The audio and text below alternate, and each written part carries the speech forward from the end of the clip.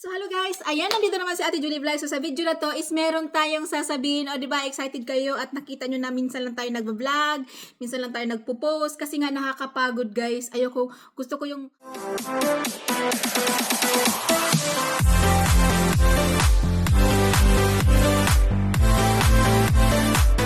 Hello guys, good morning, good morning. So nandito naman si Ate Julie nyo. Syempre umaga dito at Wednesday ngayon. Ngayong araw na to is win sa ating doktor. Kasi alam nyo kung bakit sasabihin ko sa inyo. So matagal na akong hindi nagba-vlog kasi minsan pagod guys. O 'di ba? So dito muna tayo. Meron tayong gagawin sa araw na to. So meron akong pupunta tayo sa doktor. Meron tayong pa-check up. Ayan, i-check lang nila. Siyempre, mag-ayos na tayo kasi malamig sa labas. O, diba? Kunti lang guys. So, parang inaantok pa ako kasi nga, aga kong gumising. So, kailangan magpunta doon ng maaga. Kasi maghihintay ako ng 2 hours. O, diba? So, ganun na siya. Kasi nakapag hot bath. Kasi kapon naligo na ako. So, hindi naman pwede mabasa yung book natin, no? So, ganun na nga. Hello guys, ayan, nandito na tayo sa doktor. Buti na lang nakaabot tayo sa oras, no? Grabe, nagmamadali tayo, hiningal tayo guys. At syempre, sabi ng doktor, inumin ko daw to. Napakatamis nito. Puro sugar ang inom ko, tubig na may maraming sugar. At syempre, kinunanan pala ako ng dugo. Ayan, testingan nila kung meron ba talaga tayong high blood, no? So, ganun, diabetic ba tayo? So, ayan, dugo-dugo na. At syempre, in 5 minutes lang daw, tapusin ko daw yung ininom ko. Ayan, so maghintay tayo in 2 hours. Ay, kaloka. Syempre, ako lang isa dito at tapos yung mga doktor, mga nurse, pabalik-balik lang, no? Yung mga ibang customer, nasa labas naghintay sa kabilang room ako guys. At saka parang nahilo ako sa ininom ko kasi puro sugar. Tubig na maraming sugar. Hindi ko alam kung ilang sugar ba to. Parang nahihilo tayo guys. Kaloka.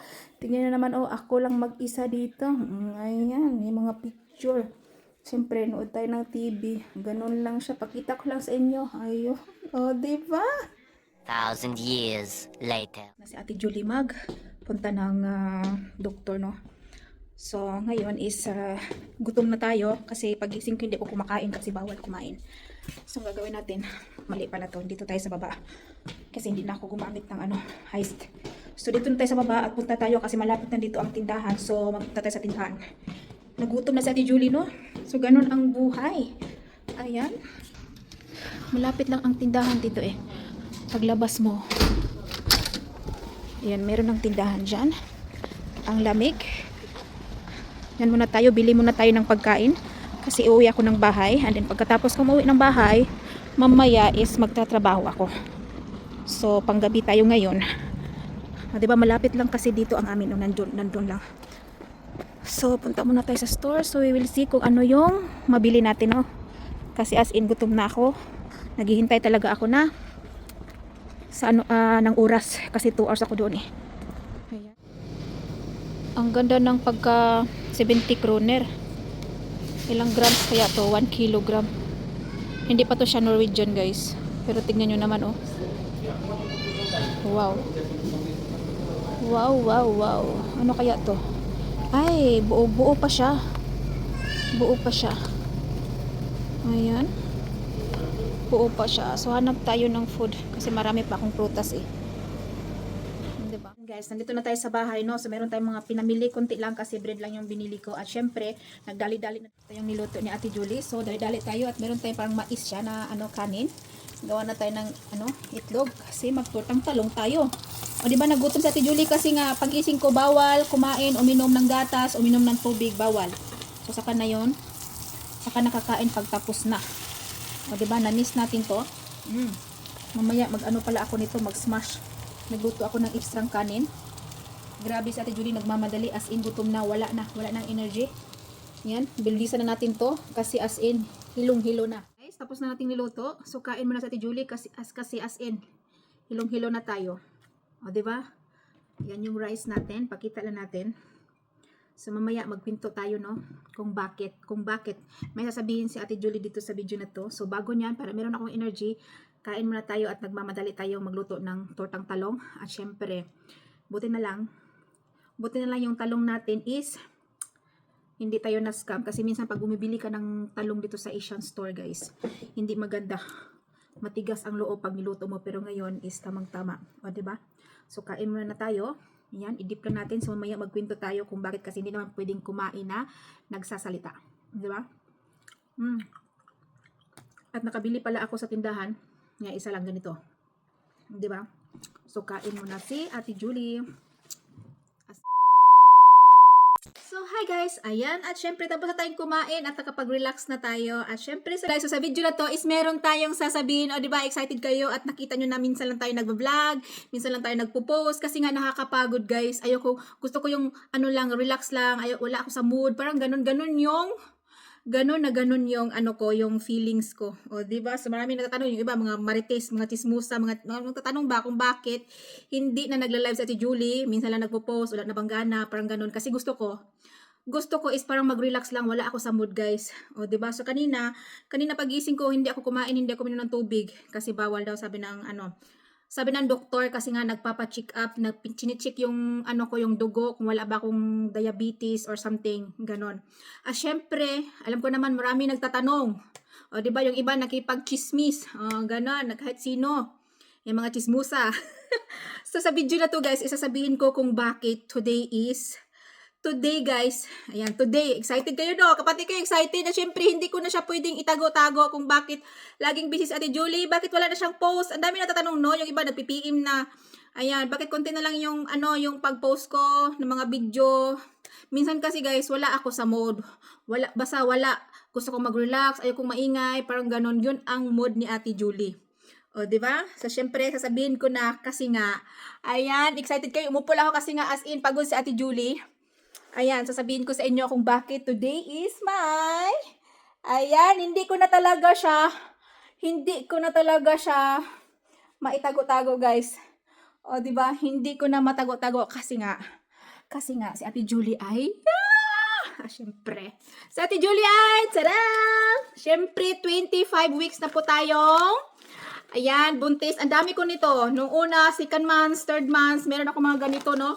Pa-checking tayo guys. So meaning si Ate Julie ay 25 weeks na po siya buntis. Talaga siya matago-tago kasi nakikita nyo naman lumaki na yung tiyan natin. O di ba? Malapit na po tayo. Malapit na on due. Ilang months na lang guys. So ganun ang mood ko. Gusto ko mag-relax lang. Ayoko mga may magmamarites na hindi maganda. Gusto ko lang parang yun lang ang mood ko na mag-relax. Ayoko yung napapagod ako. Yung magpo-post, gawa ng video. Parang ganun. Gusto ko relax lang siya. Ayokong nai-stress tayo, no? So, ganun po ang ganap. So, marami ako nito. No? 2 months, 3 months, mga ganito. Ayan, nag-checking kami sa doktor. So, syempre, this week is 25 weeks na po tayo. So, hindi ko na talaga siya matago-tago kasi nagtataka na kayo, wala akong post. Hindi masyadong pinupokus yung mukha ko lang, no? So, ganun siya, guys. Ayan. So, malapit na po tayo. Nasa second trimester na po tayo. O, diba? So, ayan, nag-checking ako kanina. Nagpunta ko ng doktor, nag-checking ng aking blood pressure. And then, chinik ko, meron bang diabetes? So, bawal uminom, bawal kumain. So, naghintay talaga ako in 2 hours. Nakita nyo naman sa video ko. Syempre, may mga dumadaan doon. Hindi naman tayo pwede maingay, no? Kasi may mga dumadaan sa loob ng room. Syempre, nagmuni-muni hanggang nalampasan natin yung 2 hours. So, ganun lang siya, guys. Feel ko kasi yung una, yung 3 months pa ako, on the way on 3 months. Ay, mga 2 months pala, yung nagbakasyon pala ako sa Pilipinas. Ayun, is, hindi na maganda nung nandoon ako, siguro mga 2 weeks ako sa 2 weeks or 2 and a half weeks sa Pilipinas.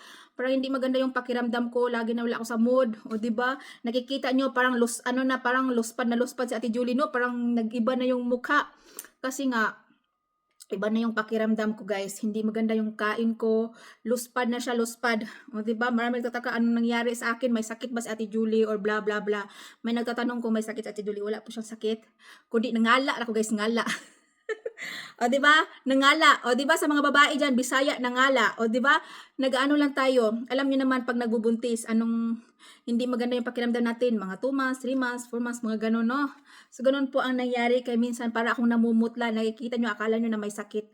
Lagi po akong nasusuka. Pag uwi pag galing sa Pilipinas, pag uwi dito, continue pa rin yung hindi maganda yung pakiramdam ko, guys. O, diba? So, hindi ko lang pinapakita sa inyo, hindi ko lang binibidyo. Kaya nagtataka siguro kayo kung bakit. Ano nangyari kay Ate Julie? Kaya nagbe-break muna si Ate Julie ng mga ilang months. Hindi muna ako nagla-live. So, ngayon dito sa video na to, isasabihin ko kung bakit. Ayan, ang dami nagtatanong. mga chismoso. So, syempre, yung pamilya ko sa Pilipinas, alam na nila kasi sinabihan ko na. Ayun, guys. So, saka ko na lang sasabihin kung ano yung gender ng ating, ayan, ang ating bibi, no? So, excited. Alam ko marami excited yung iba, alam na nila. Pero yung iba hindi pa, na may nagtatanong, pero siyempre hindi ko pa sinasabi, guys. O, di ba? Sa video na lang, sa next video, sasabihin ko sa inyo. O, di ba? So, syempre, meron na naman tayong makulit soon. O, ganun lang siya. So, ganun ang masasabi natin, Julie. At syempre, sinishare ko lang sa inyo para hindi kayo magtaka. O, di ba? Kinain ko lang po yung malaking watermelon, kaya ganun. Ayan, so malaki na siya. So, hindi ko na talaga siya matago-tago. So, ngayon, isasabihin ko na talaga dito sa video. Ayan, so ganun lang siya ang masasabi natin, Julie. So, ngayon, hinihingal, nag-work pa ako, 100%. Pero, we will see sa 7 or 8 months, mga ganun, kung kaya pa ba. O, di ba? So, we will see, guys, hanggang kailan ako mag-work. So, depende sa aking pangangatawan, no? So, ngayon is exercise lang muna tayo. So, ganun lang siya ka-easy. At, syempre, sinashare ko sa inyo, hindi ko naman ginawa yung pagbablog na the same sa mga ibang vlogger, no, na pag una, pag 1 month, 2 months, 3 months, parang ganon, inaano na nila, inu-open na nila, no? O, di ba? Maliit pa yung tiyan, inu-open na nila. So, ngayon, malaki na. So, hindi ko na talaga siya matago-tago, guys. Is ngayon, sasabihin ko na talaga sa inyo. O, di ba? Baka hindi, baka yung iba magtataka. So, ganon lang siya.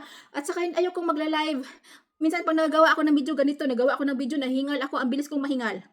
Promise, ang bilis kong maghingal kahit maglakad lang ako ng mga 30 minutes, mga ganun, 20 minutes, 30 minutes, nahihingal na po talaga sa Ate Julie. So, ganun po ang nangyari. Kaya minsan nagbi-break ako magawa ng mga video. Minsan narinig nyo naman pag nagawa na ako ng vlog, kahit hindi ko pinapakita yung mukha ako, nahihingal. Gaya nito, nahihingal ako, guys, siguro sa bigat. So, we will see soon. Ayan, meron na tayong makulit. Again, 2 makulit. So, it's a blessing kasi nga, nadadaga ng isa. So, last na to. Promise, last na to. Para naman merong partner si Liit pag tumanda tayo. O, diba? So, ganun naman talaga, no? So, kailangan nating partneran para hindi sad si Liit pag lumaki na siya. So, ganun lang ang masabi ni Ate Julie. Ayan. Ayan, thank you so much po sa mga laging nanood at laging nagsusupport sa aking mga video dito sa aking YouTube channel. God bless po sa inyo. So, ngayon nahihingal na naman sa Ate Julie kasi nga napagod na, guys. So, magbe-break muna sa Ate Julie and God bless pa sa inyo. Bye-bye! Mama!